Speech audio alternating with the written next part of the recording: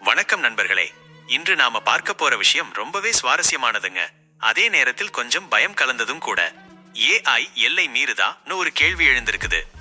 கதை என்னன்னா, இப்போ இணையத்தில் ஒரு புதிய ட்ரெண்ட் நடக்குது. கூகுள் ஜெமினை ஏஐ பயன்படுத்தி ரெட்ரோ ஸ்டைல் போட்டோக்களை உருவாக்குறது. பலரும் குஷியோட தங்களோட போட்டோக்களை ஏஐக்கு அப்லோட் பண்ணி பழைய காலத்து போல ரெட்ரோ ஸ்டைலில மாற்றிக்கிட்டு ஷேர் பண்ணுறாங்க. இந்த ட்ரெண்ட்ல பவானி அப்படின்னு ஒரு இளம்பெண் கூட கலந்து கொண்டாங்க. அவங்க பச்சை நிற சல்வார்ல எடுத்த போட்டோவை ஜெமினை ஏஐக்கு கொடுத்தாங்க, இதை ரெட்ரோ ஸ்டைலில மாற்றிடுன்னு சொல்லி. ஆனா ட்விஸ்ட் என்னன்னா, ஏஐ கொடுத்த போட்டோவில் அவங்க இடது கையில் ஒரு மச்சம் மோல் இருந்துச்சு. அதே இடத்தில் உண்மையிலேயே அவங்க கையிலும் மச்சம் இருக்கிறது. ஆச்சரியம் என்னன்னா, பவானி அப்லோட் பண்ணிய அசல் போட்டோவில் அந்த மச்சம் தெரியவே தெரியல. ஏனென்றால் கையை முழுக்க சல்வார் மூடி இருந்துச்சு. அப்படி இருக்க ஜெமினை எப்படியோ அங்கே மச்சம் இருக்குன்னு ப்ரெடிக்ட் பண்ணிருச்சு.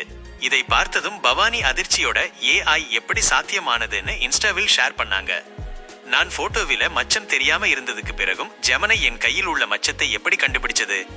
இந்த மாதிரியான முக்கியமான அப்டேட்ஸ் உங்களுக்கு உடனுக்குடன் கிடைக்க வேண்டுமா? அப்படி என்றால் சேனலை சப்ஸ்கிரைப் பண்ணுங்க, வீடியோவை லைக் பண்ணுங்க, ஷேர் பண்ணுங்க.